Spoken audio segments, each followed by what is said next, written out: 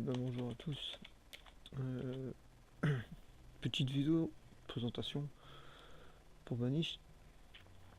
Euh, Vanish, déjà traduction exilé, banni. Donc ça donne une idée du jeu. Ça va des comment des petits péons qui sont fait tège en gros, qui vont recommencer à zéro dans la pampa. Euh, et donc on va devoir gérer tout ça en fait. Donc le jeu en lui-même, il est sorti en février 2014. Euh, il est édité par Shining Rock, qu'on peut voir ici en dessous, Shining Rock Software, blablabla. Pour plus d'infos, vite fait, sur ceux que ça intéresse, le développeur, il s'agit de Luc Edorovic. Euh, En gros, il a travaillé 10 ans dans tout ce qui était vidéo, ludique et compagnie, avant de se lancer dans sa production de jeu. Donc il est parti, voilà quoi. Il a fait son petit popo et il nous a sorti ce petit jeu tranquille. Vanish, c'est vraiment un city builder. Euh, je dirais pas à Minecraft, à la SimCity. Ça n'a rien à voir du tout, hein. Là, c'est vraiment du réel, réel, réel. Aussi bien graphiquement, comme on peut voir derrière au fond d'écran. En jeu, c'est exactement pareil. Euh, et en même temps, c'est plus du jeu de gestion, on va dire DRH, quoi, en fait, puisqu'on va essentiellement jouer sur le placement et la gestion de joueurs, des villageois quoi plutôt. Donc voilà, voilà. Euh, le but du jeu, d'avoir la plus grosse ville possible, hein, d'avoir le bonheur, on verra tout en détail après dans le jeu, mais d'avoir le bonheur de ses citoyens à fond je dirais, pas à fond, au fond. Pareil quoi, d'avoir toute la gestion bois, toute la gestion pierre, toute la gestion fer, toutes ces ressources. Je dirais ça c'est toujours pareil quoi. Et bien sûr, l'objectif premier, garder en vie, hein, tout le monde et tenir le plus longtemps possible. Voilà. Euh, c'est un jeu simple dans le sens où il n'y a pas 36 manières de jouer, quoi. Il n'y a pas 36 manières de faire, de faire évoluer le village, la progression en tout cas. Alors par contre, c'est si on se fail sur une ressource ou une chose dans le jeu, tout de suite ça fait effet boule de neige. Et voilà quoi. Donc je serais tenté de dire, il n'y a pas 36 000 façons de faire, mais il y en a 10 000 de mourir. Je rappelle pour des références, hein. Des films pour des références de certains styles de peur, bref. Donc il n'y a pas de scénario, pas de monstre, pas de god, pas de god mode, pas de world boss ou quoi que ce soit qui va venir perturber ou chambouler. Il n'y a pas d'autres. Vous êtes tout seul sur la carte, il n'y a pas d'autres camps ennemis, il n'y a pas d'adversaires qui vont venir, il n'y a rien de tout ça. Il n'y a pas de construction à débloquer, il n'y a pas d'arbre technologique, on va dire, à suivre. On va essayer de. Non, tout y est débloqué d'entrée de jeu et puis on se démerde quoi. Il n'y a pas de monnaie, système de monnaie, tout ça, d'achat ou de commerce ou tout ça. Donc c'est que de la gestion pure, hein. Seul truc, c'est d'avoir tout le temps des villageois, mais je dirais d'avoir des villageois adaptés aux besoins de la ville en fait. Euh, Ça va être vraiment euh, tout le temps, tout le temps, tout le temps cet équilibre à trouver entre le développement de la ville et les villageois. Si vous avez plus de villageois que de possibilités de produire ou quoi que ce soit, automatiquement ça va mourir, ça va foutre de la merde, il y en a qui vont déprimer, ça va être carnage. Donc voilà, après, qu'est-ce qu'on peut parler de vite fait du jeu? Une sorte de vingtaine de métiers quoi à gérer. Et après en population, les paysans en fait c'est juste cursus classique quoi, enfants, ils vont être enfants en fait, ils vont naître bébés, ils vont passer enfants, ils vont aller au système d'école pour pouvoir se développer, pour produire plus, pour être plus intelligents en travaillant. Et après, ils passeront adultes, prêts à rentrer dans la vie active. Donc voilà. Pour l'interface du jeu, j'espère que la musique, ça va aller, qu'elle sera pas trop forte comme ces premières vidéos. Les interfaces, ben, très simple, hein. C'est un jeu que, je- que, que je kiffe, comment dire. Ah, ça c'est un fan de un fan de Upload, excusez-moi, je sais pas si ça s'entend. C'est très épuré comme jeu, c'est ce qui m'a vraiment accroché quoi. Il y a pas une, on va pas se retrouver avec une barre à 50 icônes, 70 icônes sur les côtés dans tous les sens. L'interface est très épurée et on peut vraiment, voilà, ça reste propre. Euh, Propre et simple. C'est c'est pour ça que j'aime bien ce jeu là en fait. Banni. Donc bah, new, bah, nouvelle partie, load pour charger votre ancienne partie, un petit tutoriel pour vous apprendre les bases du jeu. On va pas faire parce que voilà quoi, c'est un tutoriel. C'est pas vraiment le truc plaisant dans le sens où plein de choses sont bloquées. C'est pas de ça que tu... Enfin pour moi c'est pas comme ça que tu découvres un jeu quoi, en ayant euh, tu découvres un jeu avec 10% de capacité du jeu quoi, donc bon bof. Euh, j'ai pas trop de tutoriel. Achievement, bah, voilà, j'ai pas vraiment progressé, hein, 0% pointé. Euh, le jeu, j'ai pas non plus 10 ans d'expérience dessus, hein, c'est vraiment un pré-accrochage. Euh, les options, donc il y a vraiment le minimum pour, je dirais euh, pour pouvoir être bien, quoi, pour pouvoir être réglé. Vidéo, vous pouvez voir GT 320M, hein, donc j'espère que les vidéos ça va aller, que ça va pas être dégueulasse quand même comme résultat, que ça part ramer. Logiquement non, puisque il y a des boosters derrière pour assurer quand même.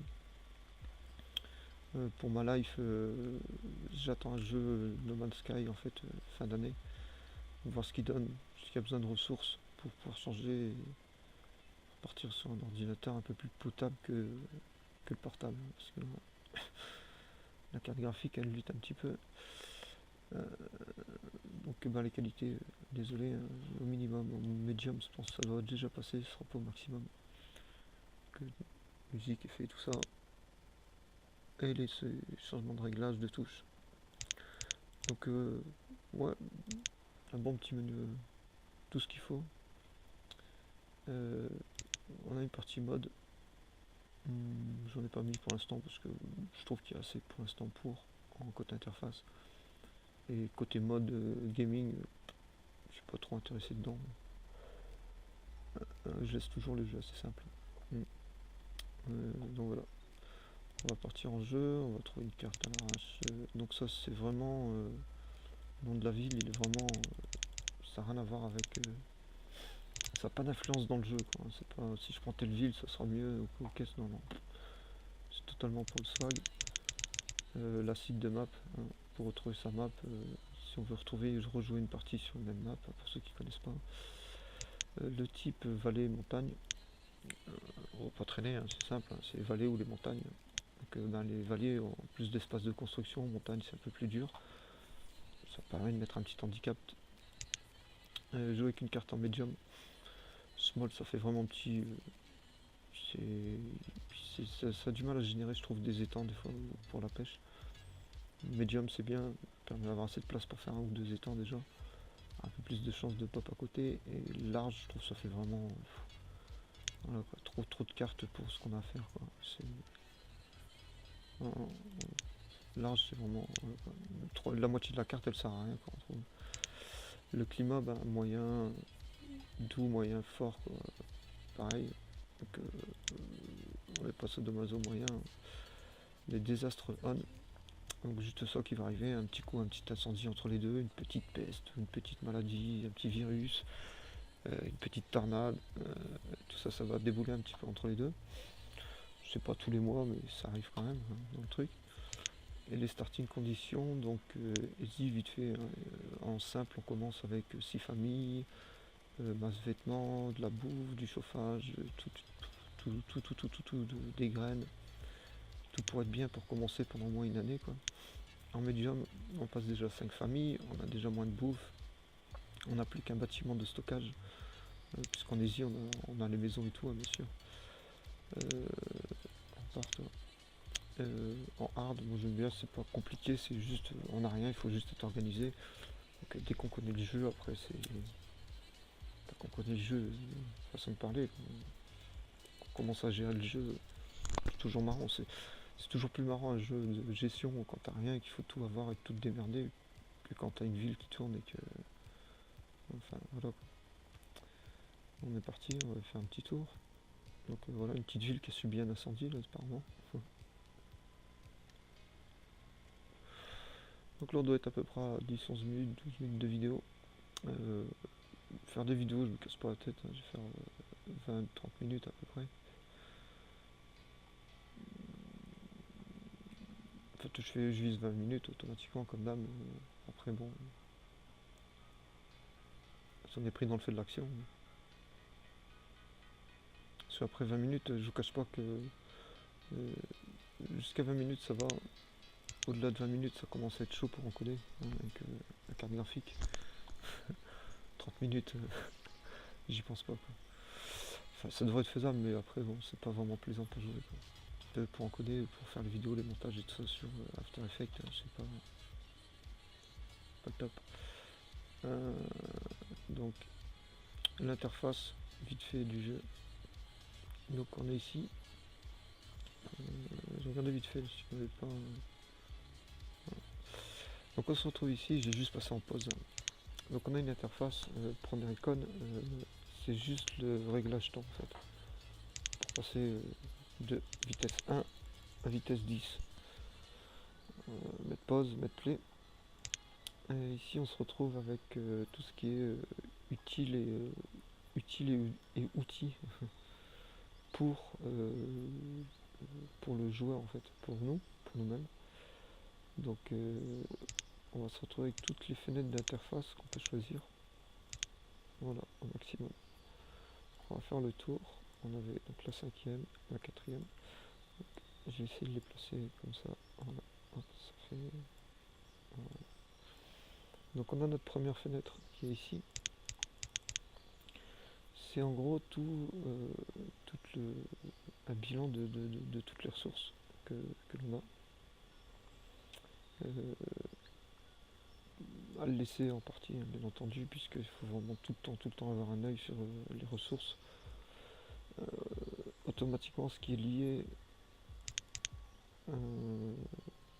c'est lié voilà, quoi, à toute la ville, tout ce qui est bâtiment en production, obligatoire. Ici, une deuxième fenêtre, plus ou moins aléatoire, plus ou moins optionnelle, mais toujours plaisant de l'avoir.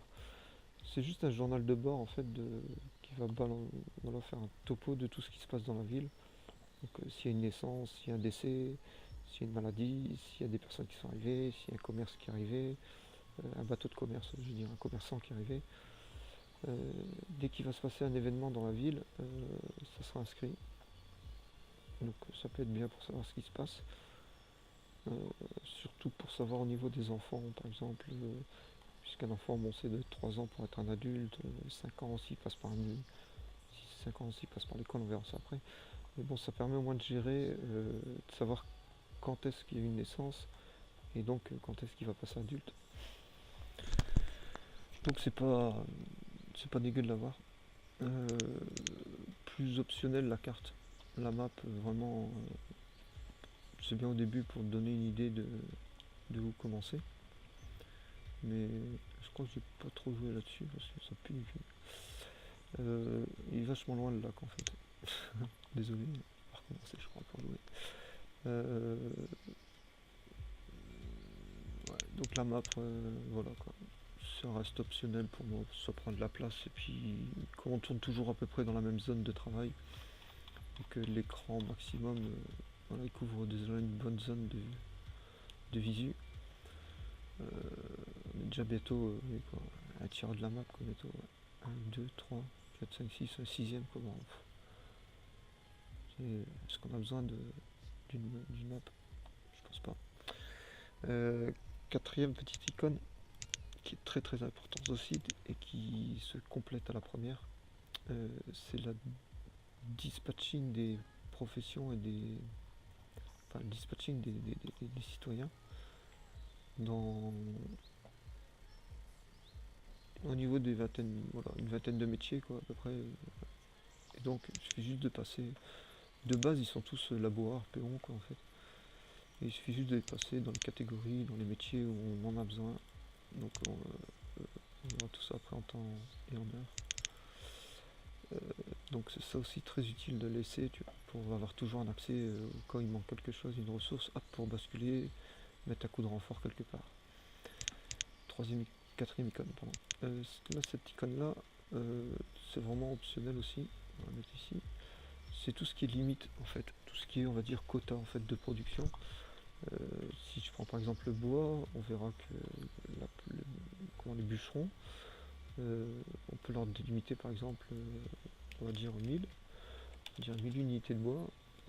Ok. What the fuck, c'est quoi le... Ok, donc on verra plus tard. Je dois avoir un problème de clavier. C'est quoi le délire? En fait, c'est quoi le machin? Ok, voilà, c'est bon. Je sais pas, il m'a fait un coup de Trafalgar, un truc. Ouais, donc alors on peut leur limiter un quota de 1000. C'est-à-dire que dès qu'ils auront produit 1000 unités, ils vont lancer une alerte en disant ok, on a produit notre quota. Ce qui permettra par exemple de redescendre dans ce corps de métier, dans le métier en fait, descendre des gens pour libérer des personnes pour pouvoir mettre la priorité sur d'autres métiers quoi. Donc c'est utile, c'est pas utile sans être utile, sachant que si par exemple il arrive à 1000, ils vont pas s'arrêter de travailler pour autant, ils continueront à produire malgré le quota dépassé quoi. Donc ça peut être utile, c'est vraiment secondaire. Donc on va continuer vite fait. On était. Ouais, on était à ça, on était aux limites. Ici c'est juste pour mettre une priorité en fait sur une zone de travail. Donc vous cliquez, hop, on travaille, hop, je sais pas si on voit le vert. Mettre une priorité ici par exemple pour dire ok tout le monde vient travailler en priorité ici. Donc là on a pour étudier les déplacements des citoyens pour leur faire gagner des kilomètres pour que ça soit plus opérationnel et optimal possible. Ici pour faire un screenshot. Pourquoi les gager ouais, donc ici c'est pour foutre les gens dehors, je crois, un truc comme ça. Voilà, comme je suis pas méchant, moi je les aime bien. Je suis pas trop servi encore. Un petit outil help, hein, comme d'hab. La troisième famille d'icônes, c'est les maisons. Donc les abris, hein, maisons en bois, on va commencer, et après les maisons en pierre, on pourra faire construire qui permettront de tenir plus chaud déjà les citoyens, d'être plus résistants et sûrement moins facteur à risque de prendre feu ou de créer un incendie. Ici, la boarding house, c'est un centre d'hébergement en fait pour des clandestins au cas où les clandestins viendraient. T'as des immigrés qui vont passer, qui vont venir dans la ville après. Bien sûr, si on n'a pas les maisons pour les accueillir, ils vont repartir. Donc, le centre d'hébergement, ça permet juste d'accueillir deux ou trois familles, je sais plus combien, ouais, deux trois familles. Euh, donc ça permet de bien gonfler. Ici, on a la quatrième famille d'icônes, en fait, c'est les routes, les moyens de transport. Donc on a les premières routes en pierre, non pas en pierre, mais en terre, je veux dire. C'est plus du terrassement qu'autre chose, hein. C'est vraiment, ils gagnent peut-être 25-30% de bonus de déplacement, je sais pas, ça gagne vraiment un petit max. Ça booste un peu le déplacement, mais c'est tout. C'est juste pour, voilà quoi, pour préparer le terrain en pierre quoi. Parce que les routes en pierre, elles par contre, c'est boosté du genre un bon booster quoi, hein. Je dirais 75%, ils vont quand même deux fois, trois fois plus vite quoi. Je sais pas, peut-être c'est bien comme il faut. Euh, les ponts pour passer justement construire au-dessus d'une rivière, pour passer de l'autre côté d'une rive. Et à l'inverse, on a les tunnels justement pour chercher une petite montagne par exemple ici. si je suis ici, que j'ai besoin de les faire passer de l'autre côté, putain, la cartographie, hop, je peux faire un petit tunnel dans la montagne pour voilà quoi, qui traverse en ligne droite au lieu de faire tout le tour par là. Parce qu'ils vont pas escalader la montagne. Hein. Si on est là, qui doivent aller là, si on est ici, qui doivent aller dans cette zone là, ils vont pas escalader la montagne, ils vont faire tout le tour. Hein. Ça c'est clair et net. Donc voilà pour les routes, les ponts, les tunnels. Ici on a tout ce qui est commerce, on va dire, stockage, market, marché, market, marché. Donc un entrepôt de stockage, tout ce qui est matière périssable, la nourriture et tout ce qui peut pas trop stocker dehors, on va dire. On verra ça. Ici tout ce qui est matière première, donc le bois, le fer, les cailloux, les bois de chauffage, tout ce qui est pas périssable et qui peut rester dehors. Ici un marché qui va permettre d'avoir un peu de tout pour et de pouvoir dispatcher au cœur de la ville, d'éviter surtout si par exemple j'ai un entrepôt ici, je développe ma ville par ici, je vais mettre un marché par ici pour éviter justement qu'ils reviennent jusqu'à l'entrepôt se nourrir en fait. Comme ça ils vont continuer à travailler, ils vont revenir au marché, ça fait un point de liaison entre guillemets entre le stockage et entre les points de stockage et voilà. Ça fera le rôle du marché quoi, en fait, hein, comme d'hab. Et le point de commerce en fait qui sera sûrement sur une berge, on verra ça après, petite barque commerce, un petit commerçant qui va arriver en barque, qui va nous proposer des choses à vendre et bon, bah, il va falloir échanger pour avec ce qu'on a produit pour pouvoir acheter justement des vaches, des cochons, des graines, des pousses d'arbres concernant genre les cerises, toutes ces conneries là, pour faire des vergers, pour faire des éleveurs à bestiaux et des fermes récoltes. Donc voilà pour cette famille là. Ici bah, c'est la famille, tout ce qui est town service comme ils disent, donc service à la ville, des puits pour les incendies, des écoles pour justement faire évoluer les enfants en étudiants et après les faire passer en adultes. Alors, ce que j'expliquais tout à l'heure, là les enfants sans école ils vont mettre peut-être 3 ans dans le jeu à devenir adultes.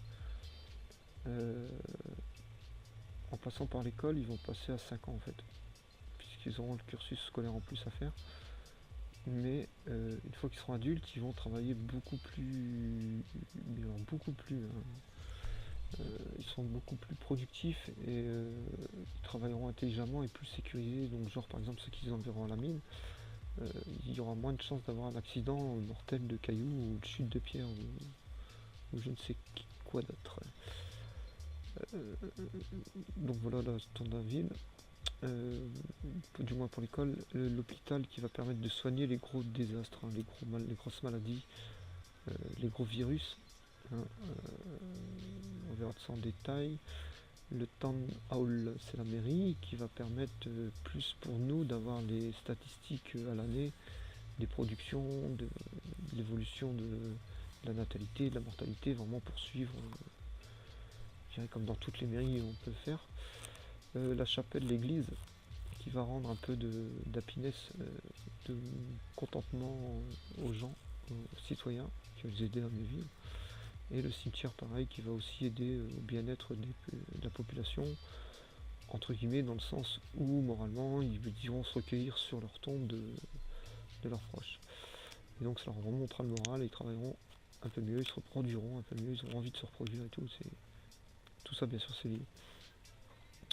Les productions alimentaires, donc tout ce qui est ferme agricole pour le blé et compagnie, tout ce qui est verger, donc les fruits, pommes, cerises, tout ce qu'on peut avoir sur des arbres à fruits, les fermes à bestiaux, donc vaches, moutons, coqs, poules, tout ce qu'on veut, tout ce qui est alimentaire au niveau rivière, poissons, comment ça s'appelle, des pêcheurs, putain, des pêcheurs en fait, une cabane à pêcheurs qui va permettre de produire du poisson, une cabane de chasseurs qui va aller mettre dans la forêt, qui va permettre de ramener de la viande et du cuir, qui rentrera en compte dans la fabrication des vêtements pour l'hiver.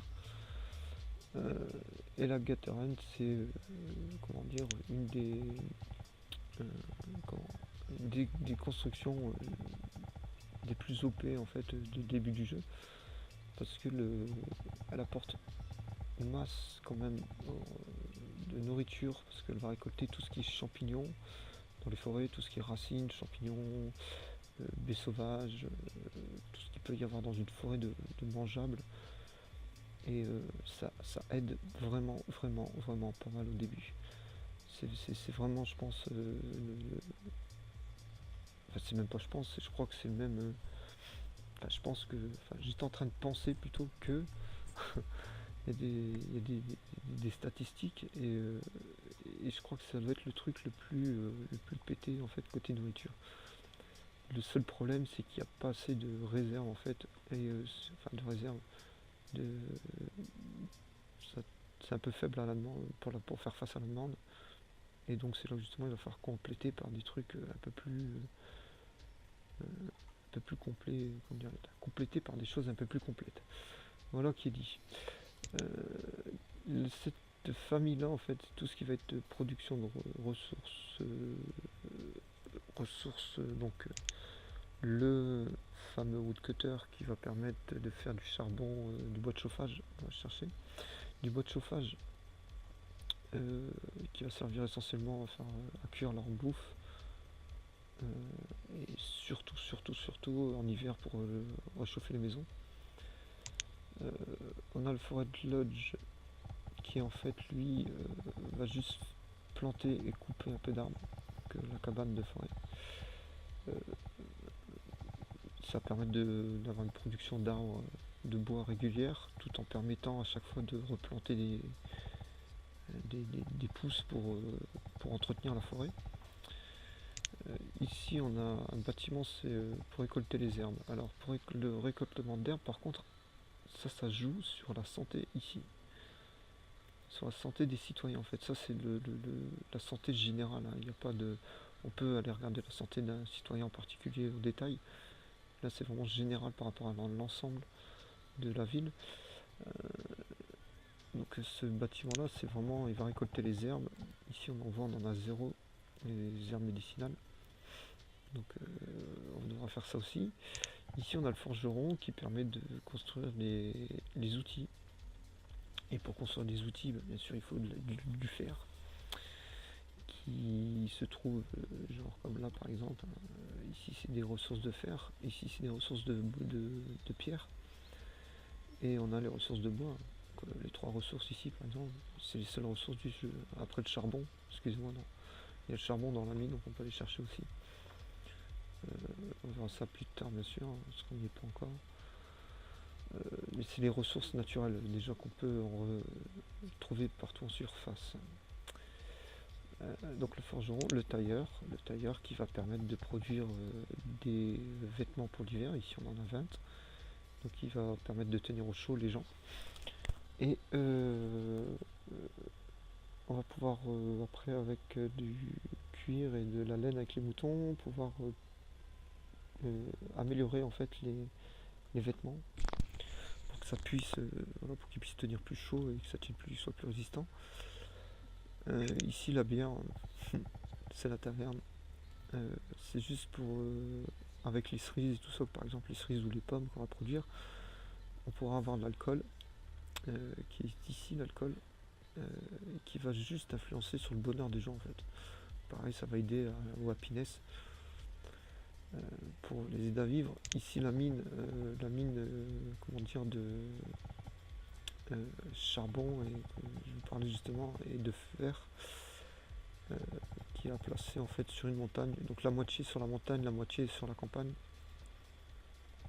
Sinon ça prend pas, il y a toujours au moins une demi-zone rouge où vous la placiez.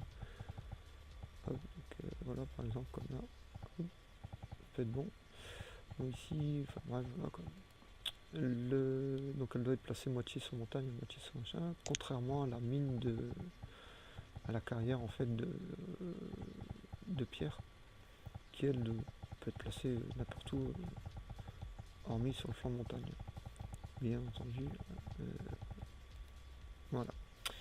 Ces deux constructions-là, c'est les deux seules qui peuvent pas être déconstruites et bouger, et déplacées, reboucher ou quoi que ce soit. Dès qu'elles sont placées, c'est du placement définitif.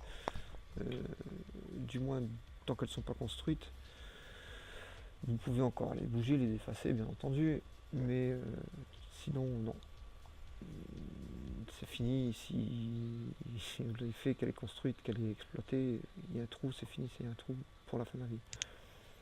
Et ici, tout ce qui va être pour effacer, en fait, donc effacement de bâtiments, effacement ressources, donc ressources générales. Là. Ici, c'est vraiment récolter. Donc là, on lui dit de récolter, vous voyez, dans tous les petits carrés rouges, on lui dit de récolter tout ce qui est bois, fer et pierre. Ici, on va lui dire de récolter juste le bois, donc il prend plus les pierres et le fer en compte. Hein, ici, la même chose pour la pierre. Il va récolter les pierres aussi, que les pierres. Et ici, il va récolter que le fer. Ici, ça va permettre de retirer les routes qu'on a envie de retirer. Et ici, pour désannuler une zone de travail, en fait, une zone de commandement. C'est-à-dire, hop, j'annule tout ça, je viens d'annuler tous mes commandes, tous mes ordres de travail. Et bien sûr, le menu échappe pour revenir au menu principal. Bon, bah voilà, une petite vidéo, bonne demi-heure, je pense. Pour avoir fait le tour, je pense, du jeu. J'espère que ça va aller pour une première vidéo. N'hésitez pas à laisser les commentaires, bien entendu, pouce vert, pouce machin, truc mûche. Je vous remercie. Les intros, elles sont en construction. Les outros sont en construction aussi.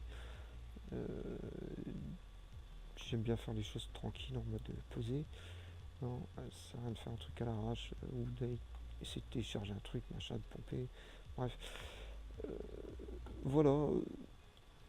À la prochaine et au plaisir. Au revoir.